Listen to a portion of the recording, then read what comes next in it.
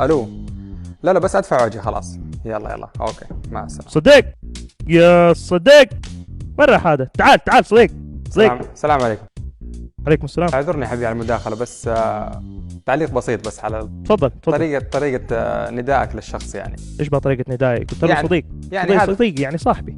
صحيح صحيح، بس يعني هذا شخص مغترب جاي على بلد غريبة، أفضل إحنا أهل البلد يعني نرحب فيه، نعامله بطريقة أفضل، ناديه باسمه عشان يعني نعطيه قيمة يعني. فأنت إذا جاء واحد قال لك صديق ولا هي ولا شيء زي كذا ما راح تقبلها على نفسك، صح ولا لا؟ صحيح صحيح، حسسني بالذنب والله. يعني خلاص أفضل نسأله ايش اسمه لما نجي. أفضل إذا جاء اسأله أحسن شو اسمه.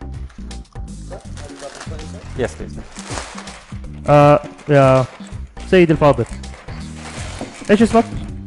صديقتي. ألو. يلا يلا خلاص جاي دحين جاي. بعد المحاضرة هذه كلها؟